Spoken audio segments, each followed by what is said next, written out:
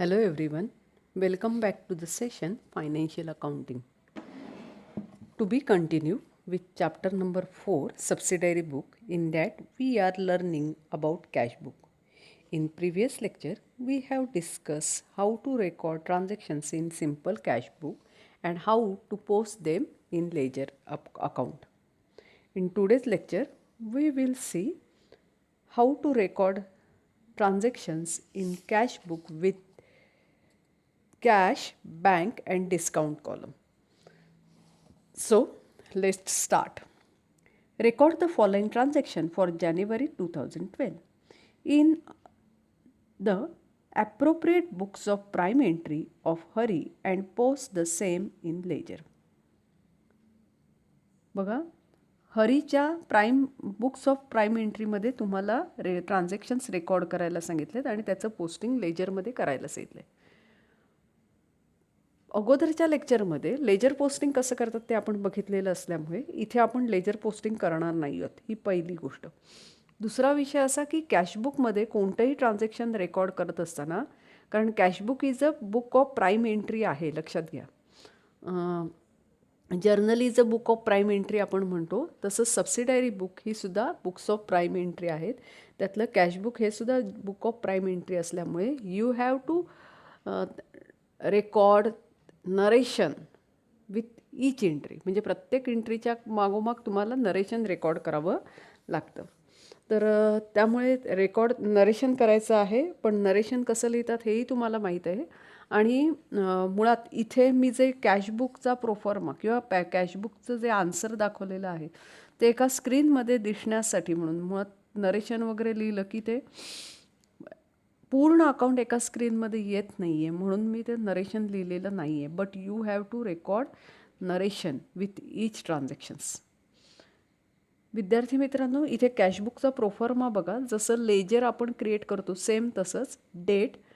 फक्त फरक काय आहे, कॅशबुकच्या डेबिट साईडला सगळे रिसिप्ट रेकॉर्ड करतो आणि क्रेडिट साईडला पेमेंट्स रेकॉर्ड करतो.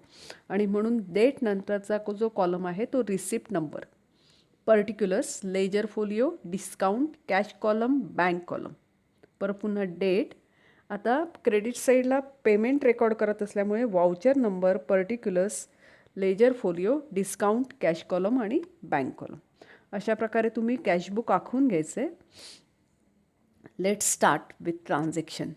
On 1st January, Hari commences business with 500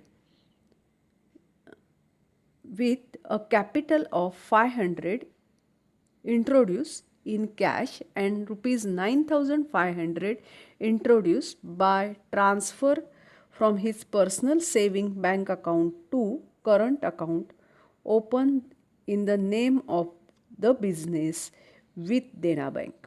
बघा, हरीने व्यवसाय सुरू केला.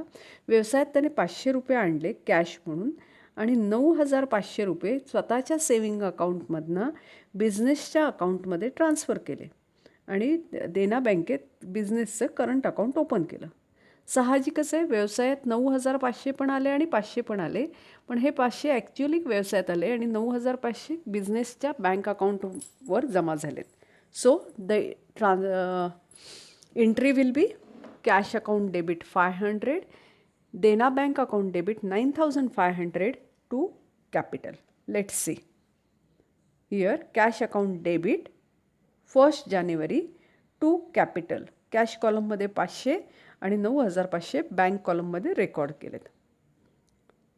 Transaction number 2. On 2nd January, cash purchase from Hemendra wide cash memo number 131 totaling 2,000 and payment was made by bearer check of 501 on Dena bank. बघा, cash purchase केलं आहे हेमेंद्रकडनं, purchase account debit to cheque दिला आहे म्हणून टू बँक, म्हणून इथे bye purchase 2 जानेवारी आणि बँक कॉलममध्ये 2,000 रुपये आपण दिले, ते रेकॉर्ड केले तिथे. On 3rd January, sold for cash goods worth rupees 1,000 vide a cash memo number 1 to 10. म्हणजे रोखीने माल विकला, सोल्ड फॉर कॅश, त्यामुळे cash account debit to sales 3 तारखेला बघा इथे टू सेल्स 3 तारीख 1000मध्ये कॅश कॉलममध्ये 1000 रुपीज लिहायचे आहेत. ऑन 6 जानेवारी purchase from Sunil goods worth rupees 1500 vide Sunil's bill number 151. माल सुनीलकडनं खरेदी केला पण फॉर कॅश असं लिहिलेलं नाही. It means it is a credit transaction. So you have to record in purchase book.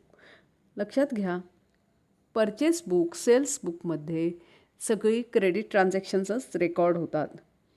On 9 जानेवारी sold to Ashar goods worth rupees 2000 vide sales bill number 1. म्हणजे अशरला माल विकला. इथे सुद्धा फॉर कॅश असं दिलेलं नाही. It means credit transactions. So this transaction will also be recorded in sales account. On 10th जानेवारी Ashar issued bearer cheque of 1975. बघा, आशरला 2000चा माल दिला होता आणि आशरने काय केलं तर 1975 रुपयाचा चेक दिला. याचा अर्थ 2000 रुपये पूर्ण दिले नाहीत तर त्याने 25 रुपये कमी दिले. याचा अर्थ असा आहे की we have allowed discount to Ashar आणि म्हणून डिस्काउंट हे nominal account, it is expense for us. त्यामुळे आशरने चेक दिला, bank account debit, discount account debit to Ashar. किती तारीख आहे? 10 तारीख. बघा इथे 10th January to Ashar, discount कॉलममध्ये 25 आणि कॅशमध्ये 1975. आता next issued to Sunil cheque number 502 for 1475 in full settlement. आता सुनीलचं ट्रान्झॅक्शन बघायला हवं, कारण फुल सेटलमेंटमध्ये म्हणजे सगळं पेमेंट म्हणून 1475 रुपये त्याला दिलेत. तर सुनीलचं ट्रान्झॅक्शन आहे 6 तारखेला 1500 रुपयाचा माल खरेदी केला होता आणि त्याला दिले 1475 दिले. याचा अर्थ वी हॅव रिसिव्ड डिस्काउंट. आपल्याला डिस्काउंट मिळालं आहे. आता इश्यू टू सुनील म्हणजे cash goes out, Sunil account debit. किती? 1500ने त्याचं अकाउंट आपल्याला डेबिट करायचं होतं बाय सुनील. बघा इथे बाय सुनील 1500ने डेबिट करायचं आहे, पण त्याला काय दिलं आहे आपण? चेक दिला आहे. त्यामुळे बँक कॉलममध्ये 1475 आणि 25 रुपयाचं डिस्काउंट कॉलममध्ये रेकॉर्ड करायचं आहे. 11 तारखेची एंट्री झाली. आता 12 तारखेला cash sales totalling 1000 vide cash memo from 11 to 25 म्हणजे 11 ते 25 कॅश मेमो नंबरनुसार 1000 रुपयाचा माल विकला. माल विकला म्हटल्यानंतर काय? Cash account debit to sales. बघा टू सेल्स 12 तारखेची एंट्री आहे. 1000 रुपये कॅश कॉलममध्ये आपण रेकॉर्ड केलेत. त्याच्यानंतर 13 तारीख deposited cash in hand in bank. याचा अर्थ असा की व्यवसायात जितका कॅश इन हँड रोख रक्कम होती ती सगळी बँकेत डिपॉझिट केली. So you have to calculate debit side of cash account and credit side of cash account. आता कॅश कॉलमची कॅश मोजायची आहे. इथे 500, 1000, 1975 अँड 1000 अशी 12 तारखेपर्यंत किती होते? 1, 2, 3, 4475 रुपये इतकी कॅश होती आणि ही कॅश नेऊन बँकेत भरली. म्हणजे cash goes out, bank is a receiver, bank account debit to cash. तर इट इज ज्या वेळेला ना बँक आणि कॅश याच्याशी रिलेटेड ट्रान्झॅक्शन्स रेकॉर्ड केलं जातं. म्हणजे cash account debit bank account credit किंवा बँक अकाउंट डेबिट आणि कॅश अकाउंट क्रेडिट वायसे वर्सा असतं. त्यावेळेला त्याला कॉन्ट्रा एंट्री असं म्हणतात. कॅशबुकच्या दोन्ही साईडला ही ट्रान्झॅक्शन्स रेकॉर्ड केली जातात. उदाहरणार्थ आता कॅश बँकेत डिपॉझिट केली, बँक अकाउंट डेबिट म्हणून बाय बँक. इथे 13 तारखेला कॉन्ट्रा एंट्री आहे 4,475 रुपये. आता बाय बँक म्हटल्यानंतर कॅश कॉलममध्ये अमाऊंट रेकॉर्ड करायची आणि टू कॅश, तर इथे डेबिट साईडला 13 तारीख बघा, टू कॅश आणि अमाऊंट रेकॉर्ड करणार आपण बँक कॉलममध्ये. 16 तारखेला परचेस गुड्स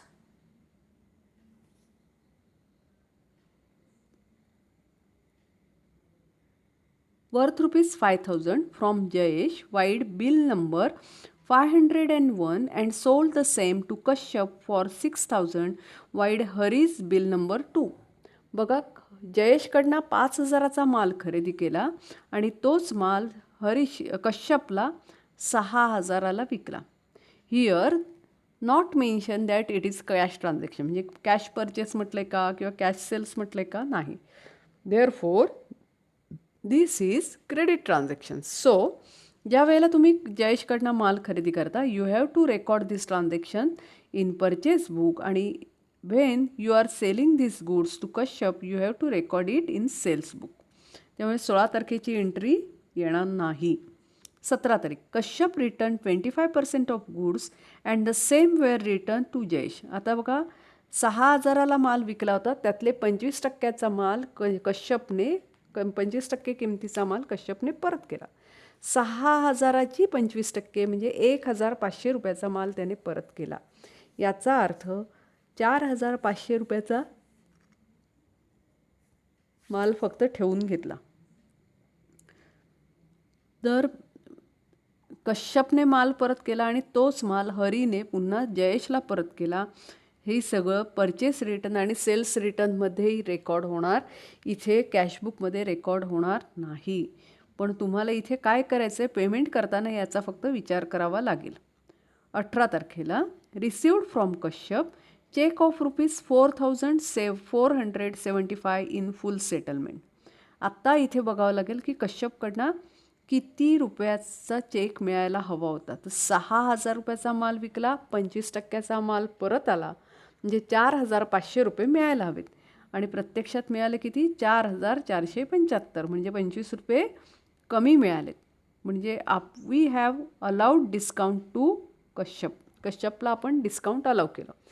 तर त्याने काय केलं आहे, Kashyap received from Kashyap cheque of ₹4,475, म्हणजे bank account debit 4,475, discount account debit to Kashyap.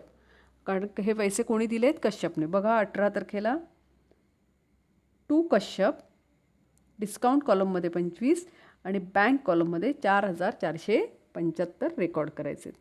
या ठिकाणी तुम्हाला नरेशन लिहायचं आहे की amount received from Kashyap in full settlement of his issue.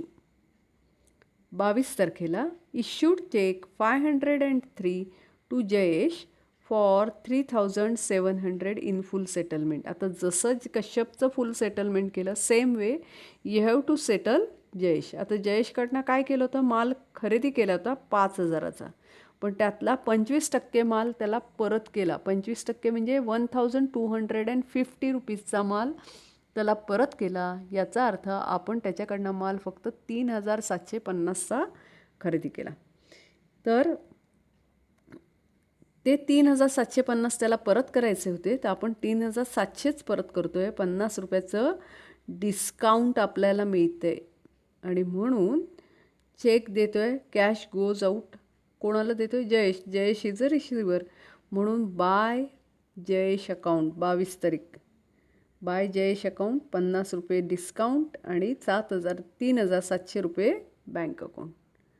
Now 30 withdraw by cheque number 504.